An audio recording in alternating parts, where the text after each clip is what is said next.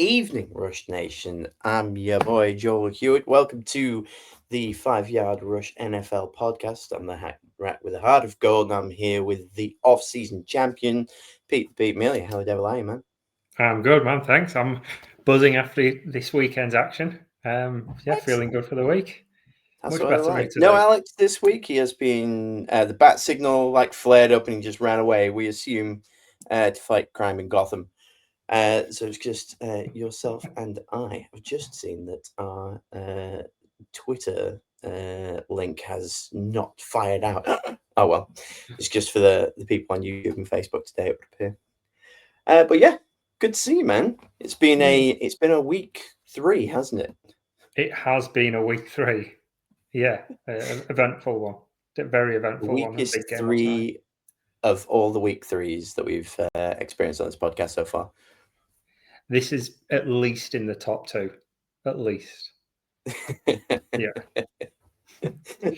Amazing stuff. Right, yeah, before we kick off, I guess I'd be remiss to not mention that the Discord is out there and people are logging on all the time to have a good time, chat with one another about all of the 5 Yard Rush shows. But with that plug out the way, let's kick off, shall we?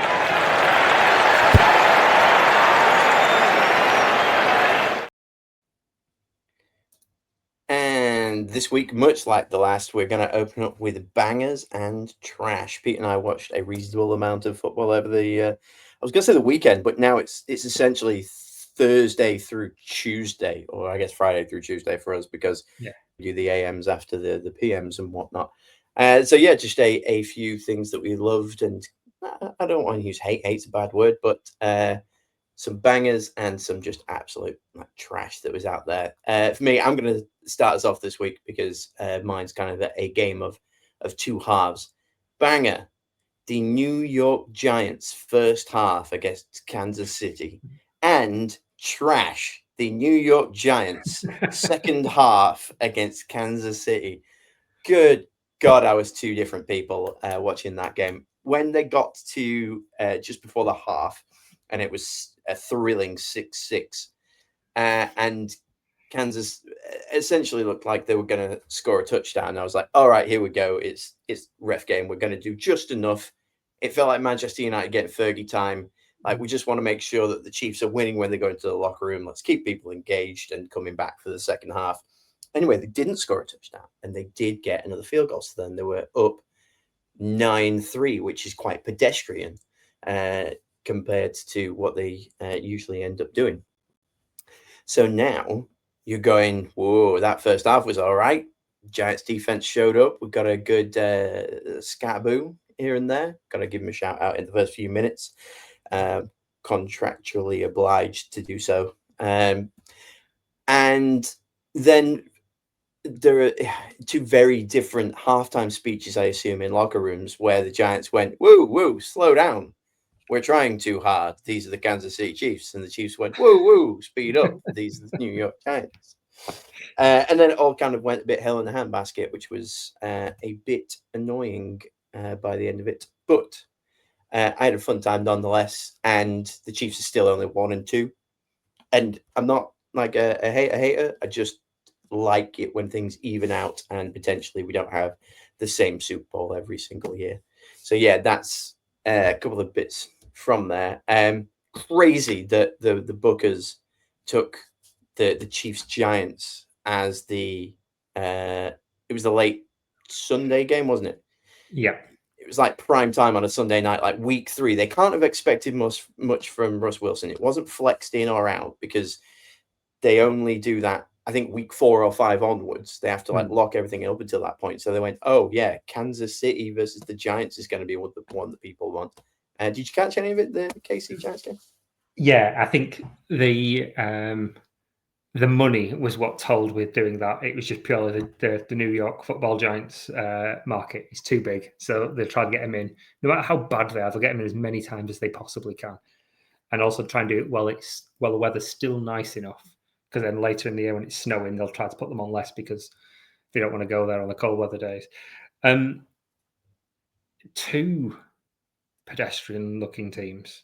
They're not I mean, obviously, we'll kind of come to it and shortly in the news, but neither of which are exciting. I was really anticipating a bounce back season this year from Mahomes. I thought he was going to switch it back on and get that offense moving and stop relying so much on Spags' defense, and he's just not. They've just looked dull as dishwater every single week. Now, it will help when they get Rice back from suspension.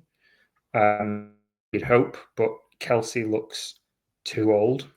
He looks far too old. He's not moving with the same pace that he did. Obviously, Worthy's crocked, so the weapons aren't helping him, but the running game's not good either. They need help in the running game because it's just not working for them. So yeah, I was disappointed by the match. I was hoping for more, particularly after the big week 2 showing from the Giants. And it's a shame they couldn't deliver it.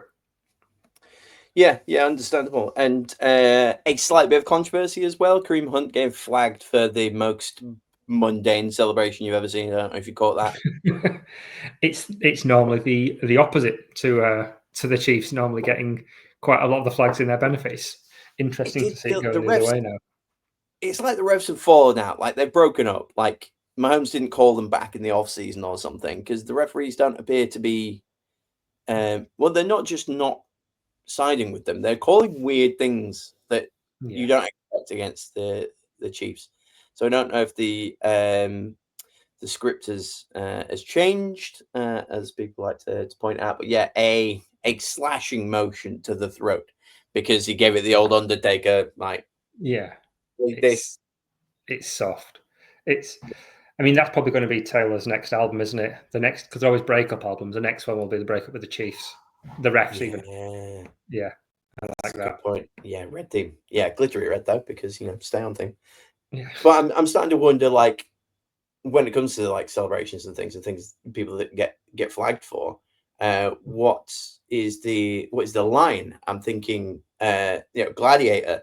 Are we allowed? Is it the thumb that was the thing? If we gave the old thumbs down, as in, kill them.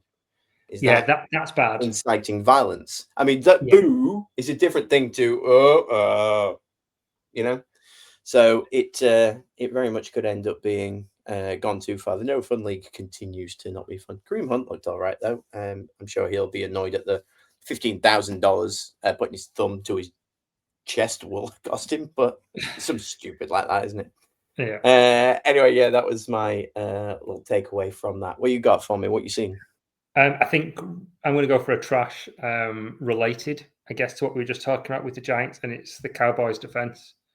It is just appalling. I mean, a lot of the kind of the praise that's come out has been about how well Caleb and the Bears looked, but he threw 4 touchdowns, and it was 4 wide open receivers. I mean, 3 receivers and Cole Kmet, but every time one of them, the DJ Moore one, was just a complete blown coverage, and he was stood still in the back of the end zone with people. It was amazing. It was 15 yards away from him. Here's the touchdown you could have caught, and it was like, absolutely, yeah. I could have. It was like a pitching range, and someone just jumped over the hoardings and just stood there and gone, "Just throw it to me, no one will know." Or he's been hiding under a blanket in the end zone and nobody noticed, and he just nowhere. And the highlight of the entire weekend, just on that, when he scored that, Olamide Zaccheaus trying to jump on him to celebrate, and obviously the Bears aren't used to celebrating, so we just missed. I don't know if you've seen this. He literally runs and jumps on DJ Moore and completely misses him and just stacks it on the floor. It's amazing. Find the video if you can. It's brilliant. That's an incredible celebration. The no-sell, for any wrestling fans out there, Samoa Joe's a big no-sell guy where he'll just like act hurt, and then as somebody like goes to a move, he'll just up and walk off. So yeah, the no-sell celebration, the no-selly should be the one. Anyway, out there, Justin Jefferson, if you're listening. But gosh, we talked, or I guess a lot of people talked a lot about the Cowboys. Obviously, good and bad. I had a funny feeling that they were going to be on like a bounce back, even after the Micah Parsons thing, and then they looked really pedestrian in week 1, the defense especially, and it was like, that's probably not their fault. But as the weeks have gone on, we're going, are these teams good, or are they playing the Cowboys? Yeah. And that's the same kind of. We had the same kind of conversation last week about the Steelers defense, which same kind of thing. To be fair, they're two very similar franchises. They do rhyme, as George Lucas would like to say. And yeah, you've just got to think anytime that you're up against the Cowboys, you've got a really good shot at Yeah. doing okay. And Caleb looked good. I think he had one of his better games that I've seen from him. Yeah, probably his best game, I would say. Definitely. Yeah. And he was, until last night, leading the league for passing touchdowns. What? Yeah. He's Good second in God. the league for touchdowns, just behind two behind Lamar, with That's 8 in 3 crazy. games, 7 passing and 1 rushing. So yeah, he is playing well. I said it last week. He looked really, really good this week, but I don't want to spend too much time on that because I can't. There's a bit of me just kind of mitigates. He looked good. The offense looked good. The movement was good, but they looked much better because of the Cowboys. And I rate Flus as a DC. I really do. And he was one of the better passing defenses last year. I think from a fantasy football point of view, they were the worst defense, or the number one defense against quarterbacks in NFL, because and wide receivers, because they just didn't really give up much. Their end of season stats were rubbish because the offense couldn't stay on the field, but they were good, and he was really, really good at the Colts. He runs a ball hawk defense, which Trevon Diggs should be good at, because it's just about jumping the routes, getting those interceptions, and just turnover. That's his big thing. But he doesn't have the personnel. The personnel he's got aren't performing for him, and they're making him look really bad because his system is very high variance. It has to be. He needs elite players, and he needs an elite pass rusher. The Bears turned around once Sweat got there. He needs Micah Parsons. So without them, there's no pressure. The defensive backs can't get into the right position unless they're really elite, and I don't think they're as good as they need to be there. So nobody's playing for each other now, and Dak is good. Dak's a really, really good quarterback, and he's playing well. He's maligned a lot by non-Cowboys fans, and I think it's unfair. It feels like Burrow in Cincinnati last year. Yeah, Dak's playing at like an MVP level. We talked a little bit about him last week. It's just he's kind of the opposite of rising tide raises all boats. He's just hovering above the rest of the team, and it almost feels like none of them really want to be there. It's like just another day at the office, which is strange because like that division should be, competitive, but they're for the taking. Like the obviously they've got the Giants, but then like the Commanders, that's winnable. They're not crazy good. They had moments last year, but they definitely could have snuck some wins out here. But I mean, what, with 3 weeks in, I'm just looking at 1-2. But like same record as the Bears, same record as the Chiefs, same record as the Ravens. There's a lot of good 1 and 2 teams out there, which is pretty mad. It's been an odd 3 weeks. Yeah.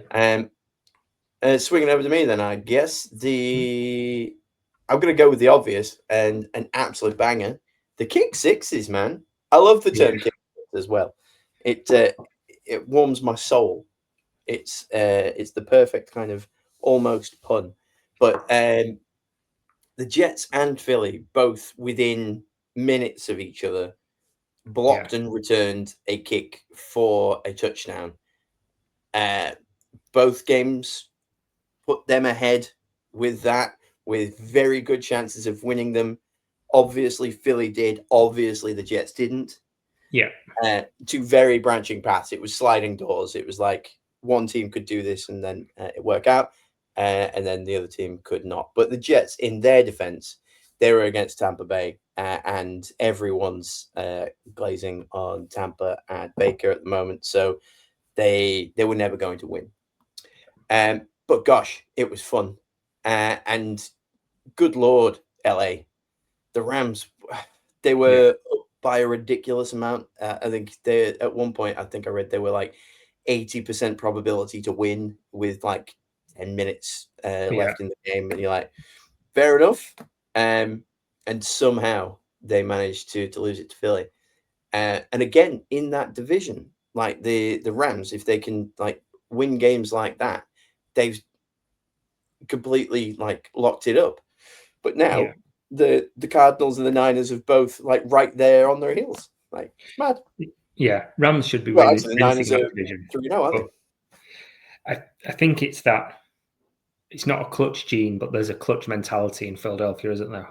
When it gets to those serious moments, they know how to just get into that zone, and they can put pressure on other teams that haven't been there and done that in the same way, because it's been a few years since this Rams team has been a lot of turnover since then, since they won the Super Bowl. They felt the pressure, and you could see Philadelphia surging, and the Rams just starting to quake a little bit, and that momentum makes such a difference in a sport like football, when it's all about confidence and physicality and mindset as well. There's so much psychology in this sport, so much psychology on both sides of the ball.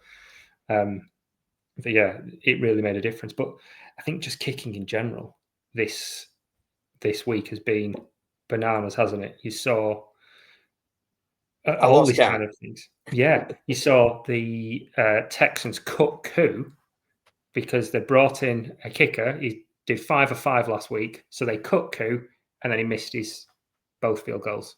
No, the Falcons, sorry. It's both his field goals this week. And it's kind of in, we were going to mention it a bit later, but it's the Tyler Loop. He didn't score that. That first field goal that he was given, he didn't score that. That definitely went wide. No, absolutely not. Yeah. No, that was pretty forgiving. Yeah. They were generous by giving them that. It's a good thing that it didn't come down to it and cost them one way or the other. Yeah. Because that would have been just all back page of the newspapers and whatnot. If people still print those things on newspaper, I don't know. It might. The Metro. Not. I don't know how much is in the Metro. The Metro, talking about the Baltimore Ravens kicker. Like, did he make the gig? Did he not? Like, yeah. Just for people getting a free newspaper on the bus. So go on then. What else you got in your list of? God, you did not enjoy a few things this week. I'm going to go with a banger before I go into some of the trash. I mean, and it's a banger and a trash together. Let's combine the two. So the banger is Isaiah Rodgers, the Vikings cornerback. Oh God, he had a day. He had a day. 2 forced fumbles, 1 he recovered, 1 interception, 2 touchdowns for a cornerback is insane. He scored a 99.9 PFF, which is the highest in history. He has the record for the highest PFF score of all time for that game he played. So that is the banger of all bangers. For the Ocarina of Time of football players. Yes, absolutely. Kotaku, 10 out of 10, Isaiah Rodgers. Yeah, he just had a fantastic. It's his first season there. He was with the Eagles, and Brian Flores was like, "That's the guy we want." And they went and targeted him and brought him in, and he showed out. He had a fantastic game. Now, on the flip side, from a trash point of view, Jake Browning helped with that, and the team in general. They were just awful. The Bengals. He got a touchdown, but he was sacked 3 times, threw 2 interceptions, scored. Was it 3 points, or did they score more by then? I think it was, last time I checked, it was 3, and then I just kind of zoned out for how awful it was. And so did Chase. There was one play where he threw a pass to. He was actually caught by I think it was Gesicki. I saw this, and he just spun out the way. And Chase was just like, "Nope, I am not getting into this." Yeah. Yeah, he was just that Grandpa Simpson walking into the strip club meme. He just walks in, he goes, "Nope, straight back down there, straight back around." Yeah, there was a couple of people that like quit. I saw another. I'm gonna call it a highlight, but TJ Watt. It was like game on the line against the Patriots, and somebody broke out and was running down the sideline. And TJ Watt's basically just walking towards it. If he'd have just like put a shift in, he probably could have got to the guy and taken him out, but he didn't. There's some. He said people are saying, "Well, got paid." Yeah. But yeah, Chase, watching that was very much, I'm not putting my body on the line for this season. Yeah. He's protecting himself now. I don't think we're going to see a lot of effort. I think is going to be the best word for it No. from Jamar Chase. The curse of being that number one pick, man, like in fantasy leagues and things. It Yeah, I think if the defense could keep them in a game, he might try a bit harder. But the defense has been rubbish, and it's been entirely reliant on him and Burrow, and then just with support from T and Chase Brown. But without should Burrow, there's just no point. look. I know they want to go with him, but should they be realistically considering picking up a different QB at this point, reaching out to a Kirk Cousins or It, one of the 800 Cleveland Browns? it's really tricky, isn't it? I don't think it's bad. I'll go and get Jameis. Go and get Jameis Yeah, from New York. He's their QB3. He, with the weapons that they've got, could keep them in contention until Burrow comes back. And for nothing else, he would be entertaining. There's nobody quite so entertaining at football as Jameis, YOLO, Winston. And I think with their schedule, he could. It's just that they need to know, can he get us close enough so that we're still in contention when Burrow comes back in week 13, 14, that we might have a playoff spot. If they don't think he can, then just run with Browning and just get that high draft pick and do something about your defense next year. yeah, it's fair enough. And I think, yeah, Jameis, I saw something that was like Jameis should just be the backup. He shouldn't be signed to a team. It should be if your QB goes down, you get Jameis Winston. No ifs, buts, or coconuts. That's it. That's what's happening. And look, James got precedent for that division. He played with the Browns for a little bit, didn't he? So Yeah. he's been against those teams. He could legitimately, well, we know he can chuck a ball, and Jamar Chase likes to just oof it downfield, doesn't he? So it could just be a lot of fun, and the fan base will be back on board because his crazy superpower is just that you don't really mind losing when it's Jameis Winston because it feels very da da da da da, and Yeah. it's almost like you're like, well, it's not Joe Burrow, but at least we're gonna have a good time and we're gonna see some like sky balls going out there. Yeah. So yeah, We're I not going to could get a drubbing. no, exactly. And with the Giants news that broke not too long ago, they've already got their backup in place, and Jameis could easily just like jump over.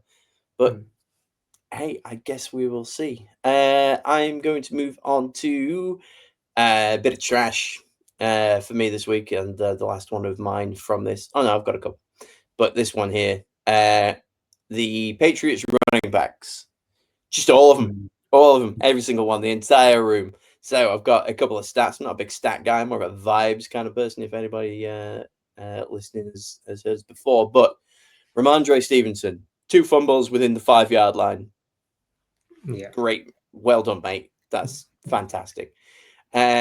Gibson fumbled right away. Once they took Stevenson out, Gibson just kept that going. We've worked it out. It's not Stevenson's fault. It's some kind of curse.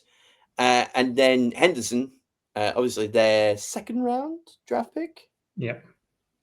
had 2 snaps as a pass blocker. And that was it. It's wild. Absolutely wild. I had one of my guys coming into this season, like the guys that I want on all of my fantasy football teams, the guys I'm really looking forward to see, I'm really excited about, was Travion Henderson. I thought he looked electric in college. He had a great opportunity because Ramondre has a history of fumbles. That's just his thing. He did it last year a few times. He's not the best for ball security. So I thought the opportunities there. Antonio Gibson has flashed in the past, but he's never been consistent. He's never really threatened to be a proper starter, apart from that very first season with Washington. Back when they were the football team. So yeah, I thought the opportunities there. Drake May's going to make this offense fun. He's going to be able to create holes, and he's explosive. And they're just like, nah, we don't need him. And I wonder if it's a punishment. I bet we'll see a bounce back because that's what Vrabel's like. he's a very high T type coach.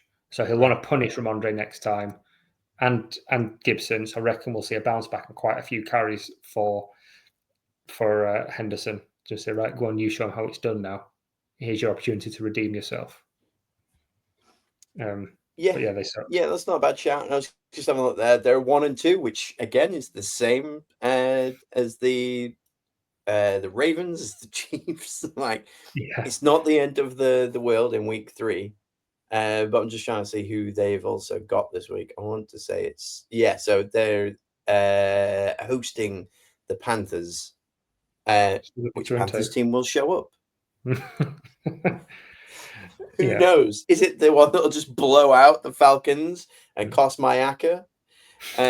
Because who doesn't put the Falcons in against Carolina in their accumulator? And then they just drop 30 points on it. Just as a humble brag, I said, I think in the second episode of this, or it might have been the first, I was like, Carolina to make a playoff like wild card. Yeah. They looked it. Maybe. They did. He was really strange because offensively they didn't look great, but that's their defense made plays.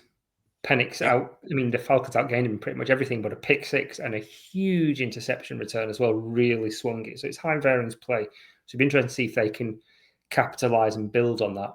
But there were fewer of those errors from Bryce, which is important. Yeah. And they've still got weapons. They have got weapons. I like. I can't name any of them, by the way, outside of Hunter Renfrow, and that's only because of the story of his kid playing Bluey on his phone, hanging up on the Panthers. So I don't know who. Oh, McMillan, you were going to say, weren't you? Yeah. So Ted McMillan's a good player, and I think once they start to gel, it sometimes takes a while for an inexperienced quarterback and a rookie wide receiver to get that momentum. But once that starts to, I think that should snowball, and we should start to see some really exciting performances further in the season. We just need to protect Bryce at all costs because he's teeny tiny. So he needs as much separation from the defensive line as possible to do anything. Yeah, definitely. And I think I've not seen what. Oh no, we're just saying Carolina versus the Patriots. Like, they've got a good shot. They're both 1-2. The division is still, well, Baker's going to run away with the NFC South, but Falcons looked terrible, to be fair. Which it pleases me, as you know, it like just warms my soul. So could the Panthers go on a little run, maybe? I think both teams those and the Patriots are both prime spots for a wildcard run because they've got a contender at the top of their division and then 2 filler teams there. You've got Falcons, who don't look great or who look inconsistent at best, and you've got the Saints, who are womp womp. Ethically tanking. Yeah. And the Pats have got the Jets and the Dolphins, who aren't pulling up any trees. So if they get it together, it won't take much for them to be in wildcard contention come the end of the season, definitely. Yeah, absolutely agree. And now is my contractually obliged moment to point out the Saints. They didn't even just like pretend they were tanking this week. They were just they embraced it with both arms wide open. To quote Creed, they were just like, I don't care. Interestingly enough, heard a weird. It's not really a fact or a stat, but 3 weeks in a row, Saints have never worn the same helmet twice. It's been like black, gold, white. See, that's why they're your spiritual team. To just keep changing the hats. Just love hats. But yeah, that's my thing. Go on. I think you're all bad news bears from here, and I've got a good one. So and a bit of a question. So go on then. What's? I've got one banger. I've got one more banger. Trey Tucker. Trey Tucker. Where's he come from? I honestly don't know what happened. 3 touchdowns, 145 yards. Leads the league in touchdowns in one game. Yeah. He was all right first game, did nothing second game, 3 and 145. And all the Brock Bowers fancy man is just like, stop throwing it to him. Why are you throwing it to him? Can Zach Best do something? I drafted him in my Dynasty League. It made absolutely no sense at all. But that's what you get sometimes. You get a new QB in. They meet everybody. They get along with one better than others. They like mesh really well. All of a sudden, chuck me a couple extra this week. Yeah, I got you. Like that kind of, and then you get a game like that. Yeah, absolutely. Just absolutely crushed it. Really, really did. And the number one pickup in all of fantasy, like if he can carry this on, if he's got that connection with Geno, because Geno will sling it no matter what. It could be exciting going forward. Yeah, definitely. I'm right here with you. I've got more of a question for Bangers and Trash than anything else. Are the Jags bangers or the Texans trash? Because watching it felt like, wow, the Jags really putting in a shift here. But then watching it, I watched the highlights again. I was like, oh, were the Jags good or were the Texans just poor? And I mean, I guess also breaking news: the 0-3 Texans have dropped CJ for reasons that I don't really understand. I'm hoping that it's not because he beat somebody up or anything like that. Musical differences. Yeah, weird was he said, I don't want to be used. I want to blitz more. I don't like how you're using me, but please don't trade me. So just cut me. So he was just being, from the rumours out, he was being disruptive behind the scenes. And they've got a good secondary. So it should be a good unit. That unit should be performing way, way better than it is. But I think in general, they're just trash. So it's not a Jags good thing? No, because I don't think the Jags are good. They're still disjointed. They're still not doing well. And again, that'll probably tie in. I'll pull in one of my trash things here. One of the trash ones that I put in was Shane Waldron, who's the Jags offensive coordinator. Okay. He was in Seattle when it looked like Jackson Smith-Njigba was a bust. He left, and JSN's gone boom. He then went to Chicago, and we saw how good the Chicago offense was last year. And Rome Odunze looked like a bust. 3 touchdowns all season. He's left. Odunze's balling out. On the opposite, Brian Thomas Jr.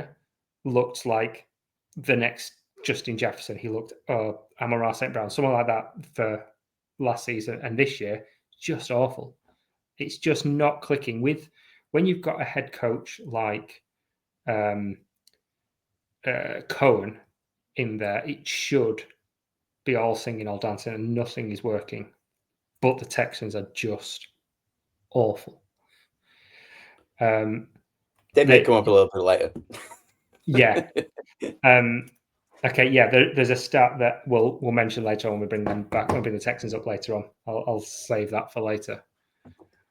Fair enough. I've got another banger to go with, or have you got anything? Do you want to end on a high or a low? Because you're just got trash left, and I've got a banger. I've only got one trash left. Okay, go on, hit that, and then I'm going to super quick. Marvin Harrison Jr. What's going on? Oh, I can tell you what's going on. I drafted him. That's what it was. Yeah. Took him in the stack with Kyler Murray. Yeah. And he's just got potatoes for hands. He just can't. That drop was horrendous. I mean, obviously, there's a drop in the end zone, but that wide open drop on a bomb pass. Because he's basically, every time the ball comes to him, he's trying to catch with his body. He's not trying to catch with his hand. It's like he's nervous about catching with his hands and he's worried about dropping it. So he's trying to body catch it. And that's bad technique. He shouldn't be doing that. He should be going with his hands, particularly when he's got nobody around him. It seems like his head's gone and he just needs a reset. The talent is there, and I think he can turn it around. just hope he can do it sooner rather than later, because if he does click, he's an exciting player to watch and he can be something special. But this week was tough sledding, to say the least. Yeah, and I was saying to you, the Cards Niners game is the one that I was kind of like sneaky had my eye on, because I do quite like them both. I've got them both down as like playoff contenders. Yeah. And it was so disappointing, like that just game as a whole. It really just kind of irked me a little bit, where two teams who have got some like flashy players and stuff, yeah, fine, there's like injuries all over the spot at the moment, but I just thought it would have been, especially divisional as well. I think next time we see him is probably going to be the rivals gear game, where the Cards are going to look like tortillas, and the Niners are going to be just like dressed in black, looking incredibly cool next to the tortillas that are the Cardinals. Somebody said that, and I can't unsee it now. It was like, once you look at it and see a tortilla, it's game over. It's such a shame, because I think I was like, oh, right, cool, Sandy. They actually made a difference, and then the tortilla game ruined me. So yeah, hopefully when they see each other again, we'll have a better game, and we'll have that kind of like fun rivalry from them. I'm going to bring everything up here, and a very, very rare shout out and a banger. And the reason for the hat today, not just because I'm off to go see him in a little bit, the Cleveland Browns, specifically their defense / special teams. I was looking at stats because, again, not a stats guy, but sometimes people make me do research. I'm that impressed. The Cleveland Browns defense, Love was dropped 5 times for 34 yards. So he was sacked 5 times, lost 34 yards. There was a point where somebody shouted on the Green Bay O-line, "Jordan, run!" You can hear it because someone's mic'd up, because Myles Garrett is chasing Jordan Love down. And I saw a clip where it cuts to Myles Garrett. He heard it. He was sat on the sidelines, like somebody was there going, "Jordan, run!" Like, trying to get him. Oh man, what an absolute legend. Green Bay were only 3-0 up with 3 minutes 23 seconds left in the third quarter. They had 3 points. Granted, the Browns had none, so Green Bay were still winning. However, they could only score 3 on the Browns. That Browns defense is so incredibly legit. I very much can't wait to see him in Tottenham in a couple of weeks. Love threw an interception with under 4 minutes left, leading it to be 10-10. And then obviously the field goal block set up the Cleveland win. What a crazy thing. One of the last things I said on last week's podcast was the lock of the week. I laughed and said, oh God, you're going to want to pick Green Bay here. On the pick'em, 100% of people picked Green Bay. That's not in our pick'em league. That's the world. Nobody chose the Browns, or at least not enough people to move the needle to 1%. Insane. Just absolutely insane.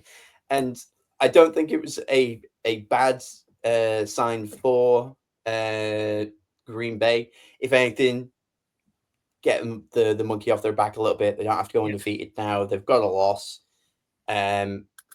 Hopefully they don't meet the Browns in the playoffs, because now Cleveland is still in like kind of playoff contention, because they have the same record as the Ravens. And the Bengals, or did the Bengals win 2 before everything went wrong? Bengals won 2 before, because Brown actually played well when he came in last week, didn't he? He did.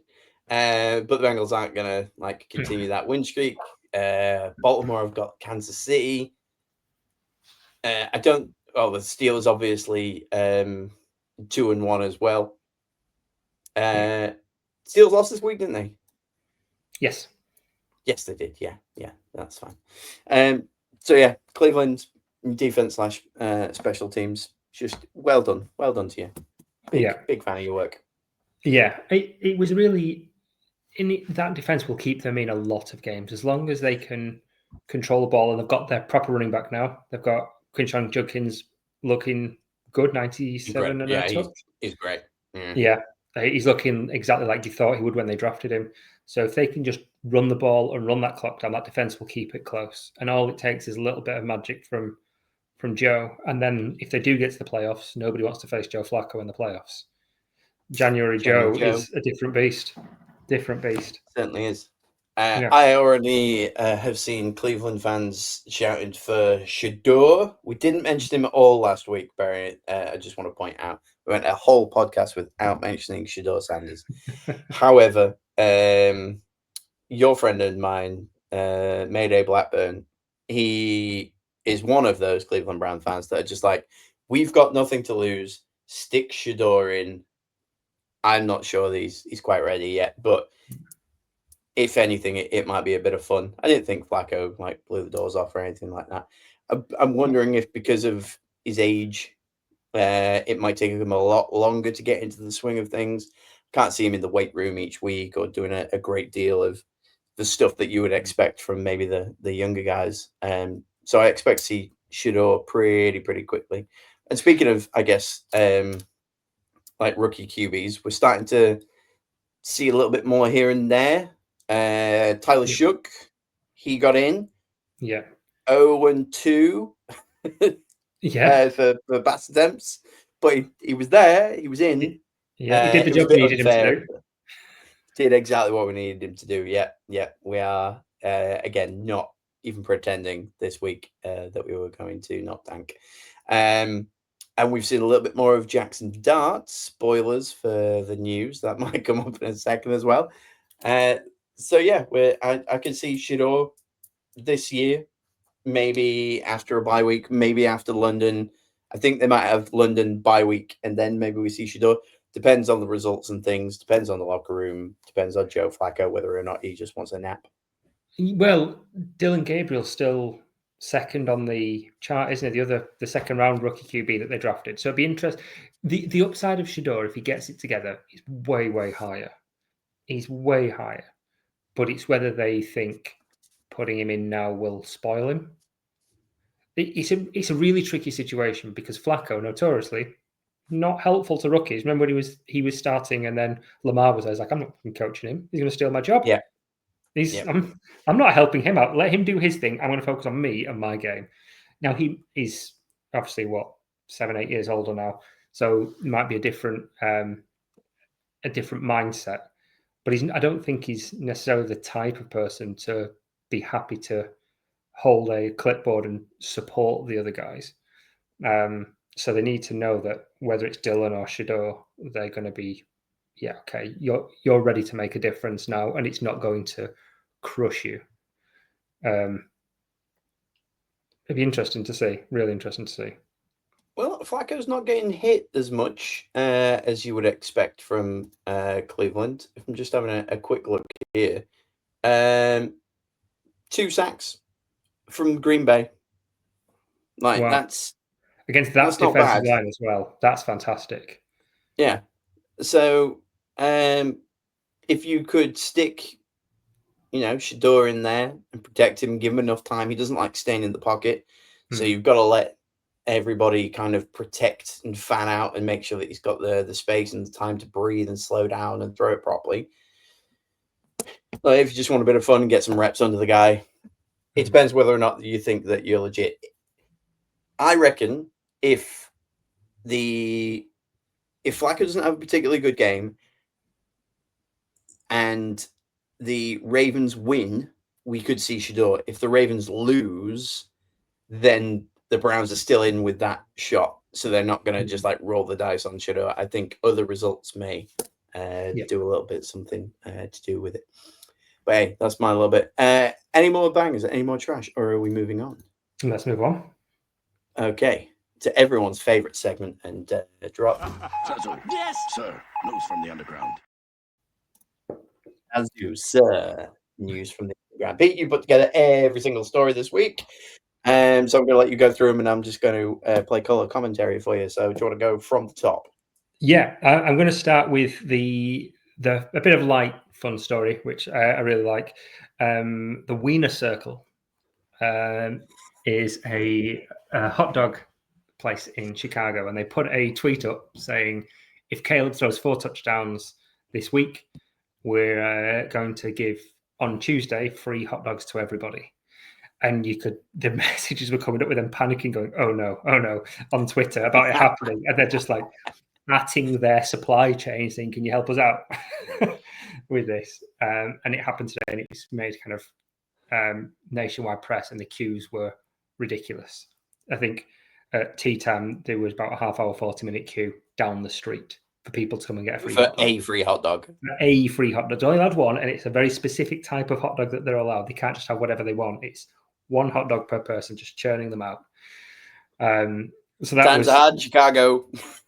Yeah, that's a nice bit of fun. I mean, those hot dogs, the thing is, that'll work so well for publicity if those hot dogs are absolutely immense. But how do you keep the quality up on that if you're going to do 6,000 in a day and it's just churn them out? It's going to be rush hour at McDonald's where they're just a little bit suboptimal. Yeah, where everything's just slipping outside the bun. You definitely got to get it down your front and whatnot. And it's like 2 bites and it's gone. With the ketchup. Not even worth being free, gets thrown away. Yeah, absolutely. So yeah, that was a nice one to kick us off with, and that made me smile. Quite a few injuries that are less smile-inducing on there. James Conner's leg is not supposed to bend that way. That was not fun. Leg like a pretzel. It's bad when they say we're not going to show it. We're not going to show a replay. I think they did one, realised what they were seeing, and said, right, we won't show that again. And they just canned it off. So his season is done, and probably his career is done, which is a real shame because he's a really good player. He's been really robust throughout his entire career. He's not really been one for being super injury prone as well. So that was a tough one. Nick Bosa, when it rains, it pours for the 49ers. He's torn his ACL and his season is done. By the end of the season, I think they might have to have CMC playing defense. When you're relying on your only good player left to be Biscuit Bones McCaffrey, it's not the irony. Ideal. There's a cursed monkey paw somewhere that is just a fist now, isn't there? Because it was like, let's just have a CMC injury-free season. And it was like, yeah, I've got you, dog. And then that's it. Everyone else, like, I always worry, like, if a genie were to pop out and they were like, what wish would you want? I'd be like, I want to be the world's like greatest guitar player. My worry is that it just makes everybody worse than I currently am. And I think that's kind of it just causes everybody to ever pick up a guitar. So I'm the only person that has any kind of talent, and I can play 4 chords. So I'm still better than the Beatles are currently, but it's I definitely feel like CMC has that kind of cursed season ahead. It's going to be pretty typical for CMC to be super healthy and super into it and doing a lot of the work, and the rest of his team go down. So the playoffs are getting away from them. Again, we're 3 weeks in, but and they're doing great. But now with Bosa, that is going to be a tough one. But please do continue. Yeah. Other injuries: Najee Harris torn his Achilles, so his season's over. And that was not nice to look at either. Really. He just went down without any contact, didn't he? Yeah. Herbert, brutal. You see what he did? Just stepped over him and threw it. just hopped over him and threw a pass. It's like, oh, excuse me. Yeah, get by. But I'm glad they did. I'm glad that wasn't intercepted. Someone just come barging back the other way. That didn't look good at all. So I guess over to Omari and Hampton, see how that plays out in LA now. The rookie just gets all I have a reasonable amount of fantasy invest in Hampton. I picked him up in a bunch of places, and then Najee Harris, like after Najee Harris like blew out his eye or whatever he did, then I was like, there is no way this guy is gonna be the go-to. He's going to be a Pirate because he's lost his eye. Now he's lost his leg. I made a peg leg joke a couple of weeks ago. We did. That's tough. That is tough.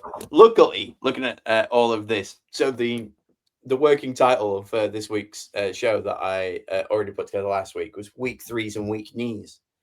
And I was like, oh God, I hope I haven't cursed somebody. I hope I can change this title. So luckily none of these is somebody blowing a knee out. But torn ACL, pretzel leg, torn Achilles, onto CD Lamb.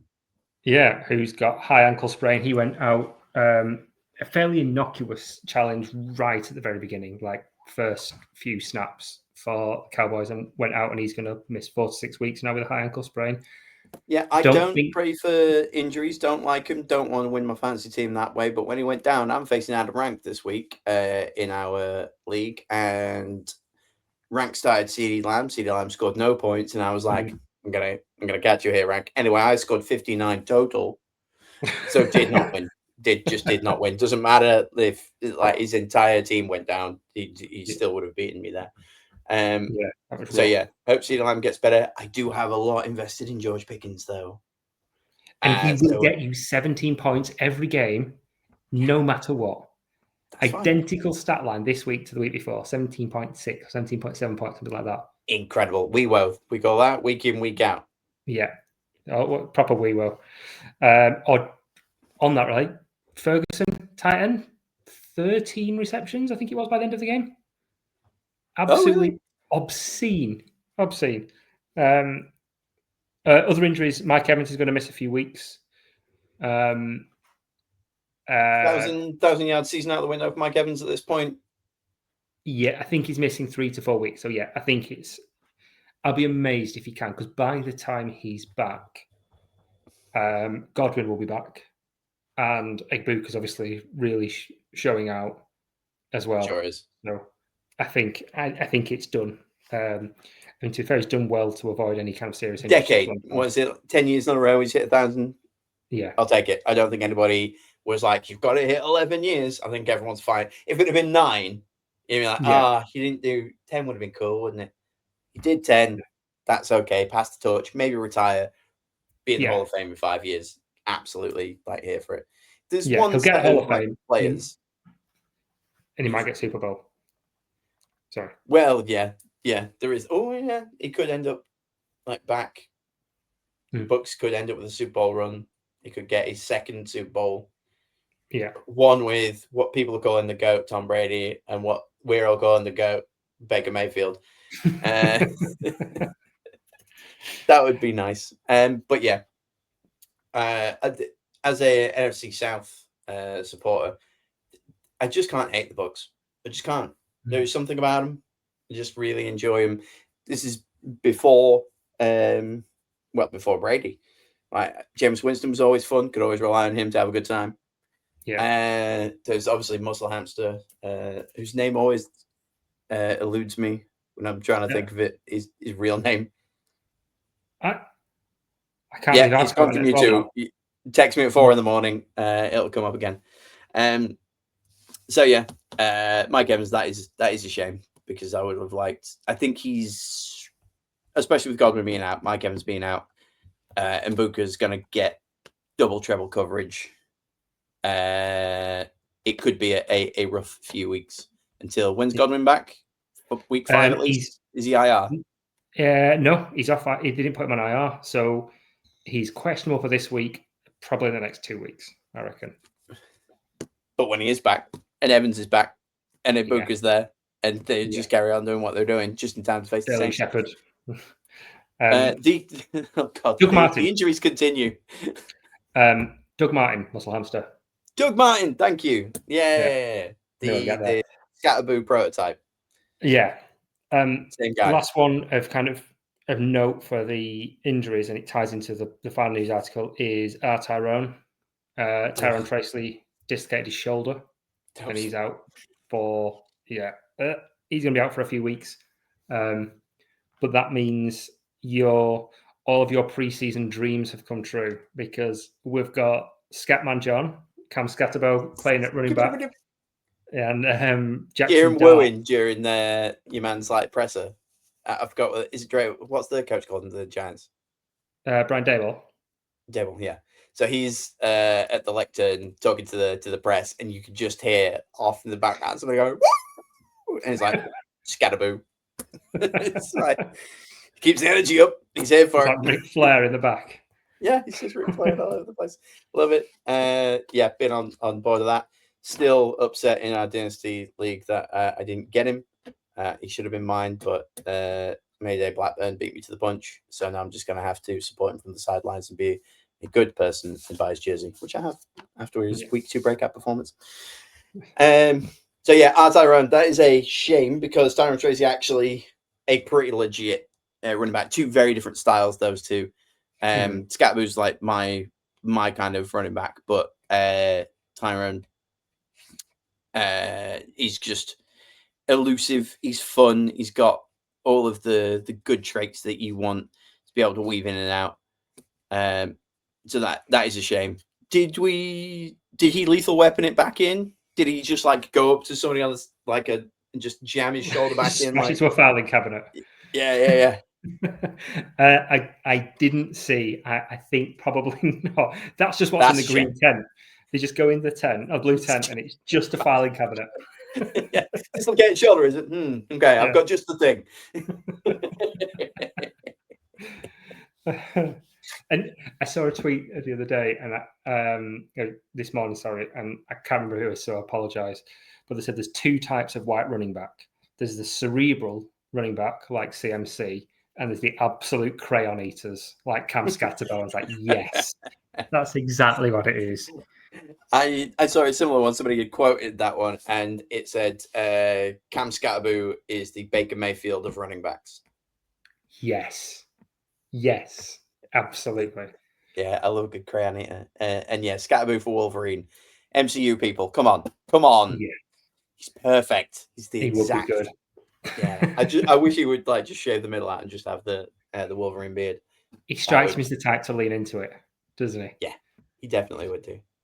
He's such a dude. And that's all of the depressing news. We still managed to land on Scatterbo at the end, so good work. But the good news that comes with that we kind of hinted at earlier on is Jackson Dart is now confirmed as the starter for the New York Football Giants. Dart the starter. Yeah, I predicted that it was going to be week 4. I'm just going to throw that one out there. I did change that slightly last week when I looked at their schedule. And I said, oh, you know what? I wouldn't feed him to the Chargers. I would wait until the Saints in week 5. But I think they've just had enough of Russ throwing it to who he likes, regardless of what team they're on. It's just like, he seems cool. Good enough. It's a completion. He's just going for completion stats at this point. Is dangerous. And look, will Russ end up back in there? Yeah, maybe. I think they'll just keep ducking him in and out, and then seeing how we get on, and then obviously results may vary. But yeah, really, really, really excited to see Dart and Scatterbo be the starts. I think Scatterbo's supposed to be like 3rd on the depth chart, but he's like number 1 in your hearts, isn't he? So they're both. And who do they have this coming week? Is that the Chargers? Oh, it's Chargers. Yeah, of course. Yeah. So that's the game for me to watch. It's on at 6 p.m. Love that. There's only 29% of people have picked the Giants in our Pick'em League. I'm one of them because I think, you got to spot. Plus, I didn't have the best week this week, so I need to catch up somehow. But we'll talk about that a little bit later. And that was the news from the underground. On to halftime.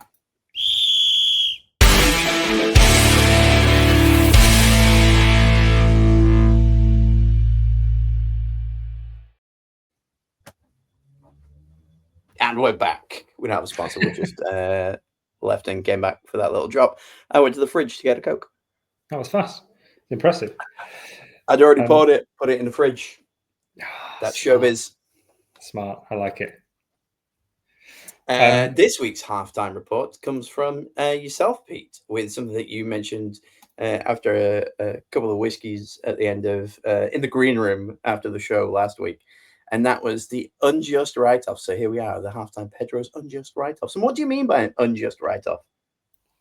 So these are players that I think before the season, or for some, one of them at least in the season, were written off as these are busts. They're not going to do anything this season. They're going to be awful, and they have proven us very, very wrong through 3 weeks. Now, obviously, those things can change, but for the level they're playing at now, I think these players deserve their flowers. And I think that needs to be handed out. So you said you're not a stat guy. I am absolutely going to go stat list. I'm going to fire through these. Statman John. Yeah, the inspiration for this was Daniel Jones. At the beginning of the season, I think you had them going 0-16. I did, yeah. I think I had them with 1 or 2 wins. And the specific wording I said on, I think our first show was, if Daniel Jones is winning your QB competition, you don't have a QB.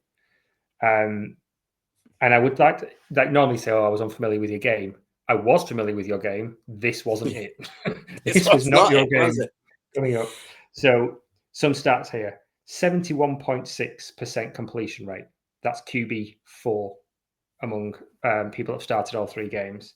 816 yards, QB3. 3 rushing touchdowns, QB2. 0 interceptions. His QBR of 85.8 has him as the QB1 in football.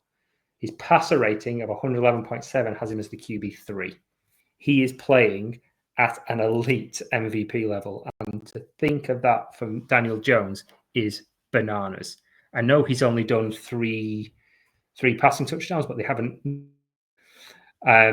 But that really, he's really impressed me from start to finish. So kudos there, and let's see if that can continue. We've got Danny Lawrence in the chat before you do. Travis Etienne, yes, he had written off. Is he on your list? Do you know what? He isn't, and I knew there was somebody that was missing, and it's absolutely Etienne. I didn't draft him anywhere. I mean, like 27, 28 fantasy football leagues. I didn't draft him anywhere because he looked awful last year. He really did look bad, and you thought Tootin's come in and looks exciting. You thought Tank Bigsby was going to start to steal snaps, and he went because he wasn't needed. Etienne has looked electric. He's looked really good. I don't have stats for him, but he's looked absolutely fantastic. Yeah, Danny said exactly the same thing. He's got 6% of Tootin across his dynasty teams, and that's exactly it. He looked like he had what Etienne didn't, but Etienne has found himself again. But again, these more slight running backs, we saw it in Tampa last year with Bucky Irving coming in for under Cohen's offense, and he looked absolutely fantastic. And he's obviously, that running scheme is what he's really good at, scheming up, and that's working for Jacksonville. That's one thing that is really working in their offensive game plan. Another Sam Darnold. Everybody, I mean, he looked awful. He looked awful before he went to Minnesota. Then he looked good, and then he just tailed off towards the end. And it was like, people have found him out. It was just Kevin O'Connell and his scheme and the situation that he's got. He's going to go to Seattle. He's going to turn back into a pumpkin, and he hasn't. I mean, they absolutely destroyed the Saints this weekend. They sure did. But I mean, that wasn't just on him. Obviously, Kenneth Walker had a good game. 70% completion rate. That's QB7. His average pass length is 9 yards per pass, and that's QB3 in the league. His passer rating of 104.7 is QB8. So in a lot of those main things, he's really Alex is with us now. Never out of my ginger beautiful boy. Yeah. And I was wrong. He's learning how to play the position, and he's playing well, and he's got good weapons, so that helps. JSN and Cooper Kupp and even Torrey Horton, who I really liked preseason, and made a really good play this week. And Kenneth Walker and name escapes me, their second RB, who is just who missed this weekend, but they're a fantastic tandem. The running backs he's got there, so he's got a good supporting cast, and he's playing really well. So I'm really impressed with him. Javonte Williams, I think we forget how good Javonte Williams was. He was to start with, then he had that injury, and then he was awful. Even when he came back from injury, he was fairly healthy. He was terrible in Denver last year, but 7th in yards, 3rd in rushing touchdowns, 3rd in rushing first downs. He's been superb, and he was torching Chicago. I don't know why they even bothered passing it. He was the one bright spot, apart from Tyreek Stevenson coming in and taking his lunch on that inception, which was on like a 50-yard bomb breakaway run, and Stevenson just went and took it off him at the line. But he's been playing great. Quentin Johnston everybody had him as a bust. The LA Chargers wide receiver, Quentin Johnston, first round a couple of years ago. It's been awful, but 3 touchdowns. That has him 4th, but I think there's 3. The top players are all on 4, so he's 1 touchdown behind the leaders. 6th for yards. He's got 239 yards in 3 games. 17 yards per carry, which is 6th amongst all receivers. 100 yards after catch, which is 6th after wide receiver. So all of those 4, 6, 6, 6, despite being 21st in receptions and 30th in targets. So he's not getting the volume, but he's just making those plays happen when he gets it. Every time he gets it, he makes something of it. Yeah. He's been exciting. I think the presence of having 2 really, really good possession receivers pulling with Keenan Allen and Ladd McConkey. Thank you. He allows him to do that same role that Jameson Williams does in Detroit. They'll pull a coverage and he'll get those bomb plays and put him one-on-one, and he's a problem. And he's not dropping the ball, which is a novelty for him. So and the last one I'm going to say is Caleb. He had so much stick this week. So much stick. He's getting grief for days. But I said it earlier on, going into last night's match, he was leading the league in touchdowns. He's now 2nd behind Lamar. He's 9th in average length of pass because he had the longest pass of the season at the weekend. He's top 10 in QBR. He's 6th in passer rating as well. He is growing in this offense and getting better and better. And he is playing the best of all of the second round of all of last year's QB's draft class, which at some point on Friday, he was probably the worst in a lot of people's eyes, but actually statistically and the performance don't bear that out. So, I need to stand up for my boy. Much like Joe Burrow last year, where you're only an MVP if you get wins, Caleb's not got the results behind him. So you're going to look at the wins first and say, right, you've only won once, and I'm not going to look at your stats. If you've won all 3, and then people go, wow, he's like 3-0. He's got all of these stats as well. So, maybe one to watch. Starts to turn a corner. Hopefully, we get a bit of it. I, for the record, keep picking the Bears every single week in the pick 'em. I picked them again this week. I just think that every week that I've looked at them so far, I've gone, I can see them winning that. I can see them winning that. I can see them winning that. I had them winning this week. A lot of people didn't. And then I, for some reason, found out that I'd changed it or didn't follow through and picked Dallas and then was wrong. But I was on record everywhere saying the Bears are going to win this week. They're in my ACCA. I was just... Anyway. Yeah, bonkers. And that's the halftime report. Thank you very much, Pedro. On to topic of the week.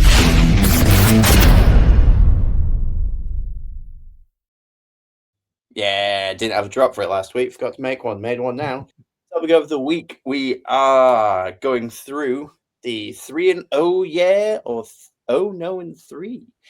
So what we're basically going to do here is go through the list of all of the teams that have either won all 3 or lost all 3 and decide whether or not that's kind of legit, whether we see it continuing one way or another. Do we go all 0-3s, all 3-0s? Do we do one of each, one of the other? What do you think? Let's go with all 3-0s because there's a couple of 3-0s, the 0-3s to start with as well. It does, it doubles up quite nicely in a few places, actually, I found by going through it. So 3-0s, and I've written down their week 4 opponents as well. So we've got Bills, Chargers, Colts, Eagles, Niners, Bucks. So the Bills versus the Saints, that is an easy 4-0, isn't it? Yeah. Like, without a doubt. That's the you don't need to watch this one. We know the result. Nobody care. The Bills want to win the Super Bowl. The Saints want the number 1 pick. Everybody's happy. Yeah, They can definitely. have it. Perfectly fine. No questions there. Chargers 3-0 versus the New York Giants, who are 0-3. Something's got to give. Somebody has to break their streak. Either. Yeah. Oh, actually, no. It can either both streaks break or neither streak breaks. Do the Chargers go 0-4 and the Giants go 0-4 and Chargers go 4-0, or do they both get a 1 in their current 0 columns? I struggle with this. My brain says the Chargers look far too good, and the Giants don't.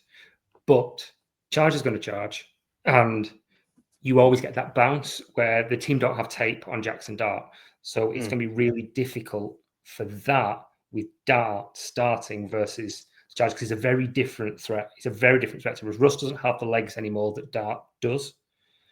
So I think Dart can be exciting. It's a tough game plan for him. It's also a very tough matchup against a strong Chargers defense. Well, that's me as well. I'm on the other side of that camp, obviously. Justin Herbert didn't look very good until very late in the game against the Broncos, in my opinion. I had him in fantasy. He had like 3 points for me. Kept getting intercepted. He had 1 interception, got sacked 5 times. Still had 300 yards, completed 28 of 47.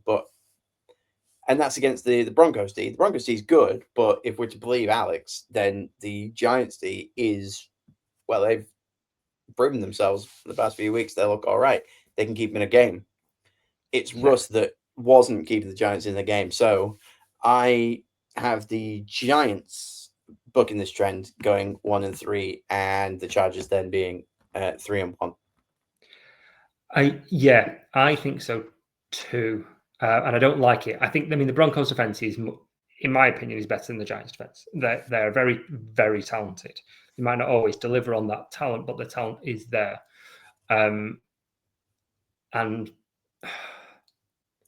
But yeah, I think Dart is, unless they can throw him off with really confusing defensive looks and just scheme just wildly all over to throw him off and not know what he's seeing.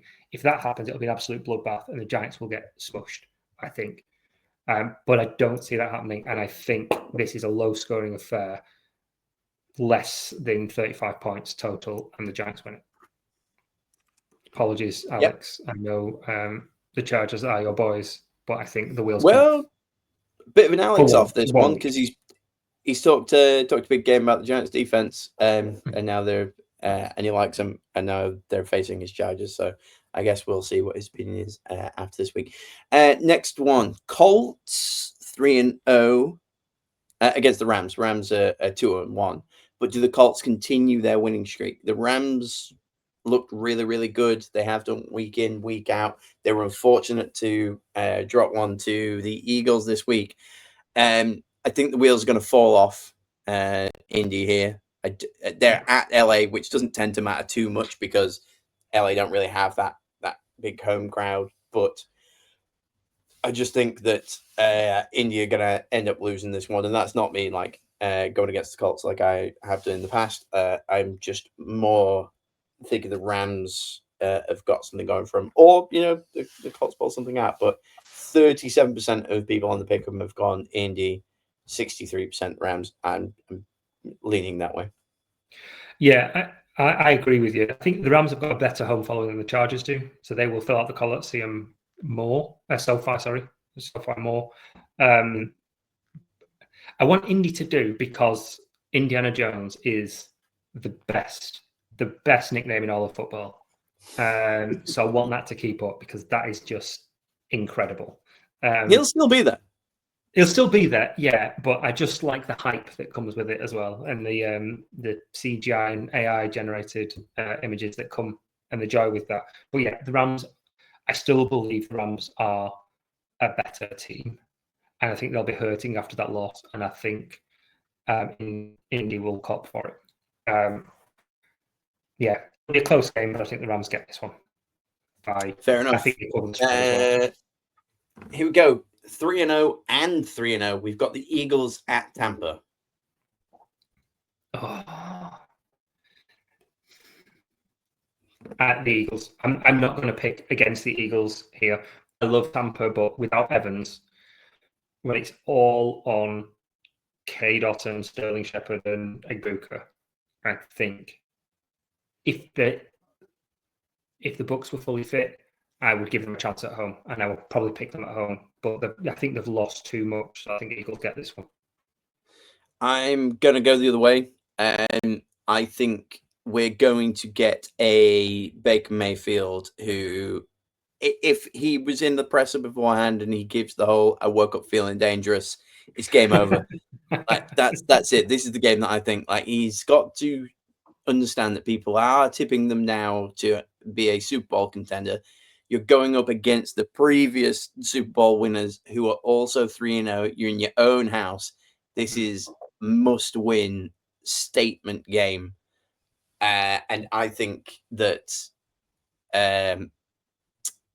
Baker's going to take it personally. I think he's just going to put it on his back. You're going to see him potentially hurt himself by running through some Eagles this weekend. That game I'm very, very much looking forward to watching. I don't like that it's at 6 o'clock, the same as the Chargers Giants game, but hey ho, can he have them all? Next, the surprising but not surprising, the 49ers are 3-0. They're up against the Jags this week. I think that's probably going to keep up as well. I asked earlier, are the Jags bangers or were the Texans trash?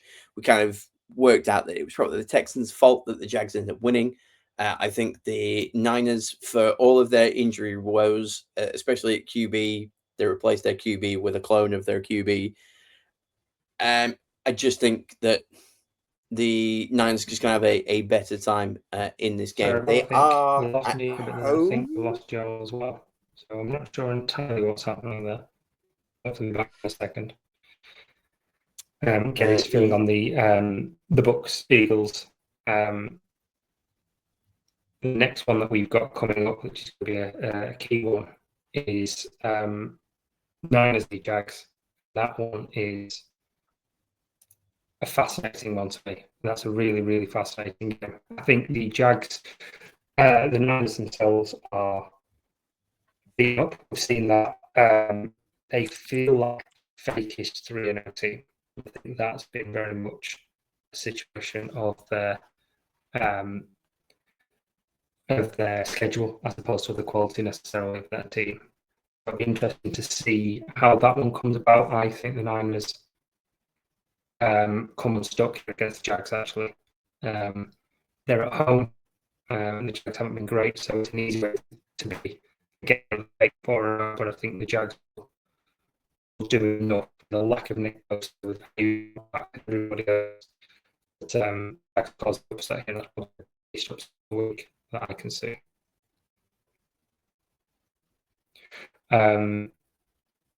Onto the 0-3 teams, you've got Jets at Miami.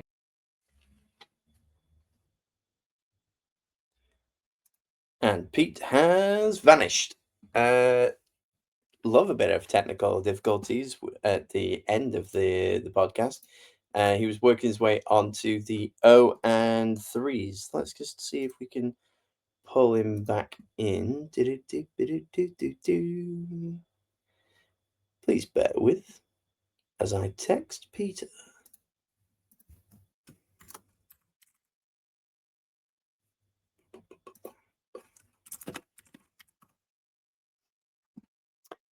I will talk about it while I am here, though, as Pete makes his way back into the green room, back into here. So we've got 0-3s, Jets, the Dolphins, the Texans, the Titans, the Giants, the Saints.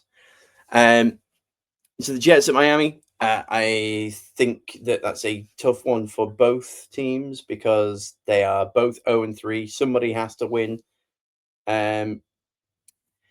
I think that based on everything that I've seen so far, the Miami Dolphins are probably going to struggle bust their way, even though they are at home. The Jets at least have shown that they have a game in them, which the Dolphins really don't. Nobody really looks like they want to be there. Tyreek Hill did have a moment this week where he was starting to look a little bit like the old Tyreek Hill, and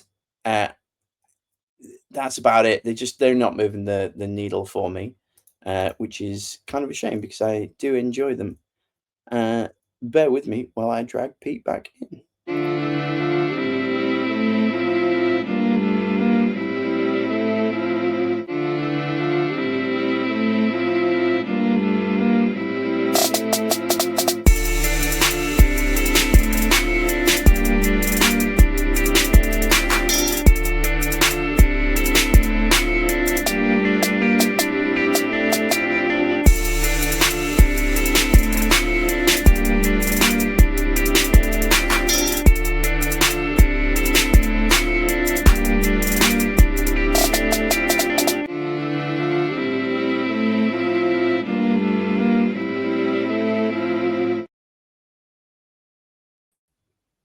And we are back. Hey, Pete, Sorry you about back? that. My Wi-Fi just decided to turn itself off, which was super helpful. Thanks for that. That was incredibly good. I enjoyed that quite a lot. You were starting to go like a little bit fuzzy when we were talking about the Niners, and then I thought that was my connection. I bailed. I came back, and then you left. Me on my own to talk about the Jets and Miami, two teams that really have nothing going for them. It is the Timmy off, isn't it? Like 0-3, 0-3 Jets at Miami, which is kind of a shame. Both fine, doesn't really matter. Don't really care. I just think the Jets are going to win this because at least they've looked like a good team at some point. Yeah, I think so too. A lot of it depends on where the field is back because it's not cleared concussion protocol yet. If it's Tyrod Taylor, then I'll take the Finns, but I don't really like taking the Finns over anybody. I think they're rubbish, to put it bluntly, and I've kind of expressed that a few times. They've helped me with my survivor leagues as well.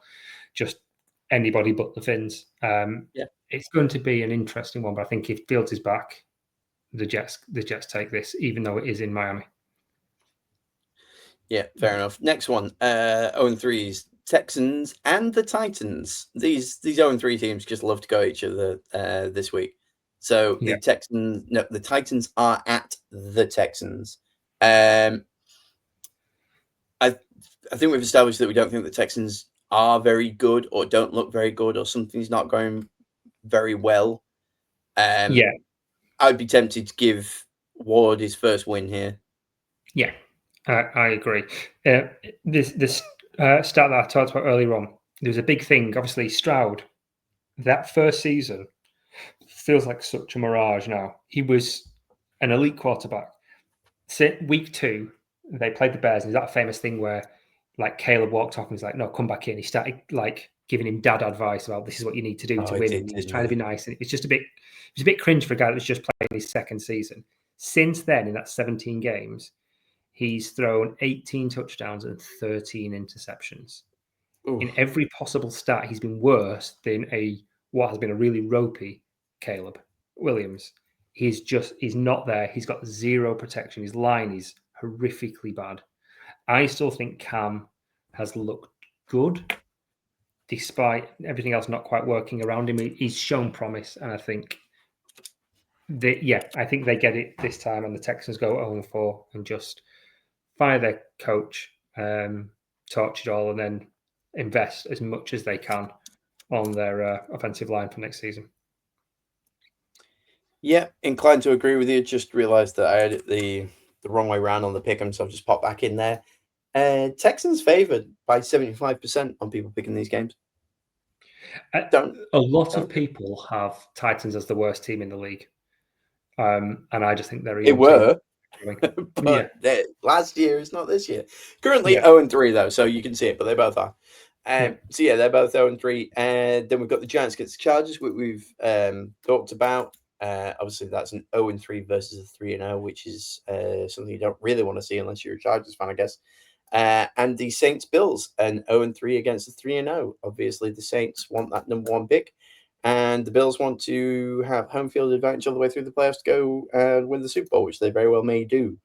Yes. And we'll all be very happy for them should it continue to go that way. Yeah. So that is the topic of the show. On to the 2-minute drill, which we're going to continue on with Pick'em and Flick'em.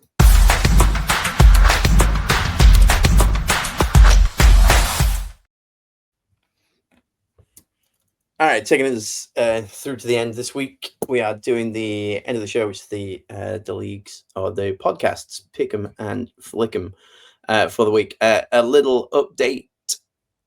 Joel, 32-16. Pete, 32-16. Alex, respectful, 30-18. He dragged himself up over the past couple of weeks to be close enough. I want to point out my own. I go real Snoop Dogg when it comes to this. When he was introducing Dre to like his Hollywood star, what it is, and it's like I would like to thank me.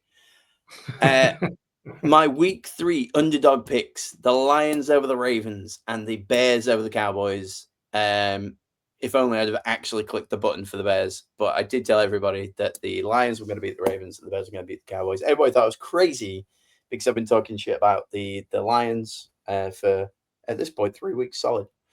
I just had an inkling that was going to happen. I don't know what it was. Felt it in my bones. They're going to end up forever trading wins, I think, over the next few years, and you can flip a coin. It could go one way or the other. A couple of shout outs before we get on to our picks for this week.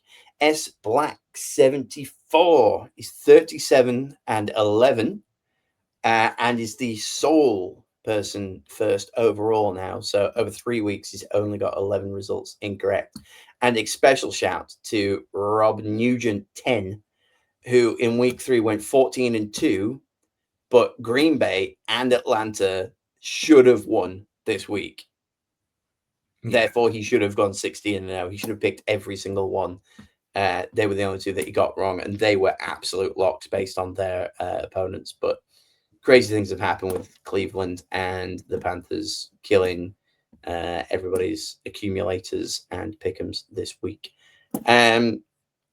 Pete, what have you got? You got any locks, any underdogs? What do you think? I've got the Steelers winning. I think they've got such a massive home. Don't underestimate how much of a home game that is going to be. Is it Croke Park? They're playing in we Ireland. Haven't actually mentioned it, bearing in mind that we're a UK fine in Ireland, but we're a podcast on this side of the pond, and we haven't said once that the Steelers-Vikings game this week is in Ireland. Yeah. So well done for us for getting all this way and not being like, oh, there's a team. We're not like here with pots of gold and shillelaghs and whatnot like the silly Americans will probably have. I can see it now. Somebody in a studio with a green suit on. Fine, I'm wearing green. Damn, I've just proved myself wrong. But no, you're right. I've got the same Steelers over the Vikings in Ireland. Currently, it's 42% of people have got the Steelers. So it's not like massive underdogs, but you are right. It is the Islanders is like the Steelers home away from home, essentially. Isn't their owner a what's the word that I'm looking for? Ambassador. Oh. Yeah. Yes. He's an ambassador for like football in Ireland or for Ireland in general. I don't know. It's one or the other, but he probably has some kind of lineage where Americans think they're Irish. Yeah. I understand. Yeah, it's going to be like Highfield there. I think they'll do well there, and they won't have the weird bump of Carson Wentz first week. So it'll come back down to a bump, I reckon. So it will settle down. The Vikings over in Ireland, then flying back to Minnesota, then flying back to London. Oh, the Vikings won the London games. It's Vikings Browns. I'm going to on the okay. 5th, unless have I got my dates? What is the date this weekend? 28th. Oh no, they'll be in Ireland on the 28th, and then they'll be at Tottenham on the 5th. So they'll stay over here. So right, okay. already bet on the Vikings to win in London because they'll have already acclimatized and they'll be over this side for an extra week. Yeah. Any other underdogs or any big locks that you've got? I said, I think we already kind of touched on it. I think the Jets beat Miami, which is a good one. And the only other underdog I've got, I think they're an underdog because they're away. Since I picked it, they've actually become overdog. Overdog? They've become favourite on the picker. Underdog, overdog, wombling free. Yeah. The Seahawks of Seattle. I think the Seahawks beat Arizona in Glendale.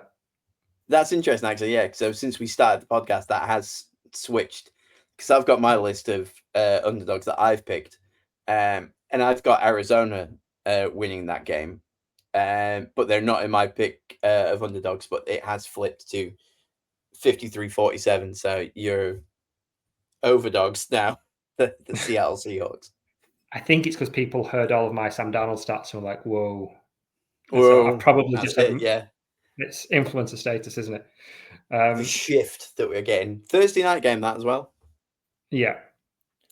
So that could be fine. Yeah, and I'm going to have Pittsburgh as my lock of the week. I think it's going to happen. I feel it in my bones. So your lock of the week is the underdog Pittsburgh Steelers. My lock of the week is Buffalo against New Orleans. Yeah. That felt like too low-hanging fruit, to be fair. That's what a lock is. Everybody, I said it last week, everyone picked Green Bay against the Browns, and I was wrong. But 100% of people listened to me. This week, Buffalo to beat New Orleans. This is not going to be the same as the Browns Green Bay game. The Buffalo are definitely going to win that. So a couple of my underdogs, sticking true to what I've been saying for ages. Browns are going to beat the Lions. I think the Browns look good. That defense can go after Jared Goff. Myles Garrett is flying high right now. So they're going to have that win, and then that's going to take them into London the week after, and they're going to beat the Vikings there as well, even though I just said the Vikings are going to beat the Browns. Yeah, only 22% of people have picked Cleveland. I think the Browns are going to start playing like they've got nothing to lose. And it very could be that if they do lose, then that's when Shador gets in. So Joe Flacco, I don't know if he cares about starting or not. Feels like he just shows up, puts out a cigarette, plays. But I think he might be playing to be the starter. He might have some kind of incentive bonus that'll put him on there. So yeah, watch the space for that. Underdogs. Everybody loves an underdog. Kansas City to beat the Ravens. Did it last week with the underdog Lions to beat the Ravens. Doing it again this week for the Kansas City Chiefs to beat the Ravens. I think that this rivalry goes so deep, and there is no in hell that KC can end up being 1-3. That is insane. It's insane that one of those teams is going to be 1-3. That blows my mind. That when you saw how close the Ravens were in that first week against Buffalo and how well they played, to be like, oh yeah, these are going to be 1-3. I mean, it's been a horrifically brutal run, but even still, it's mad, absolutely mad. The scheduling gods knew what they were doing with that one. They're like putting all these things together to get into this week. They probably assumed they were both going to be 0-3 or 3-0 rather, and this would be the who's going to get it? This is going to matter for home field advantage come the playoffs. And it might not at this point because they're both 1-3. I suppose they still have both have the same record, so there's that too. Just out of curiosity, I saw a meme earlier where it's that like kid at the front of the class being like, "Hey, I've brought this," and it's like you brought that the same 3 weeks, and it was the Chargers going, "I brought you a divisional win," and it's like you brought us a divisional win 3 weeks in a row now. Sit down. Are the Chargers the only ones that have got who are 0-3 and have 3 divisional wins? They must be, because the Bills beat the Ravens. Of the 3-0 teams, the Bills beat the Ravens, who weren't in their division. The Eagles beat the Who the Rams. Colts They were in played? their division. Niners. Let's have a look. Could be. Who did the Niners play? Yeah, because they played the Cards this week, didn't they? Yeah, they're in week 1 though. Colts were played divisional this week, didn't they? They might. Colts They beat might the be. Dolphins in week 1. Oh yeah, so it's not the Colts. Yeah, so I think it might just be the Chargers with 3 divisional wins. San Francisco beat Seattle in week 1. I don't know what they did in week 2. They Saints. All right, So, fair yeah. enough. Yeah, so the Chargers 3-0 and 3 divisional wins. Such So a that's massive quite advantage. interesting. So I guess power rankings wise, they should be the top. Yeah. But anyway, I digress. And then my final underdog was the Titans beat the Texans. 25% of people have got the Titans, like we've already said. The Texans looked so bad that it could give a lot of confidence to Cam Ward and the Titans. Log of the week: Buffalo versus New Orleans, and a sneaky W? Question mark.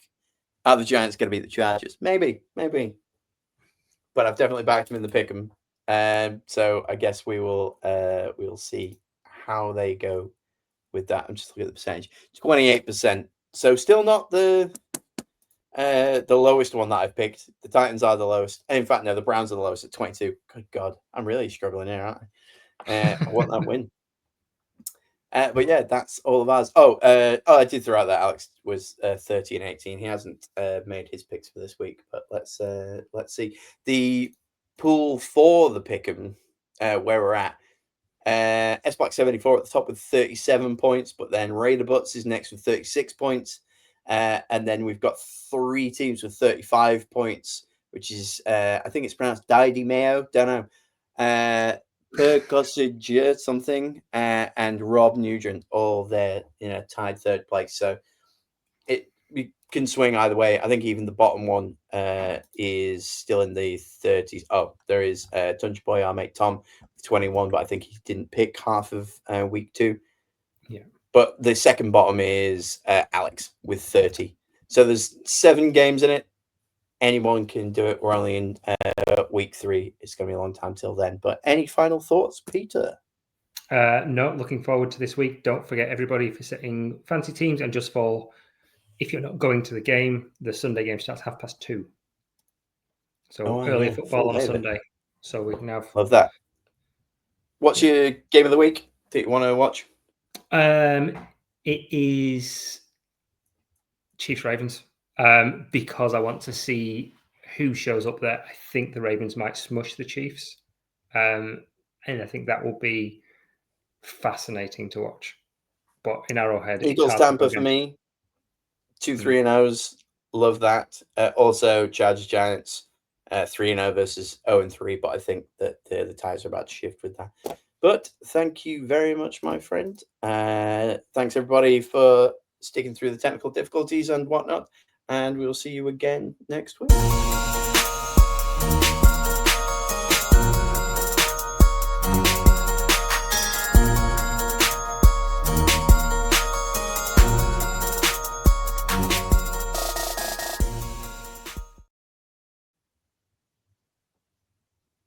And end screen.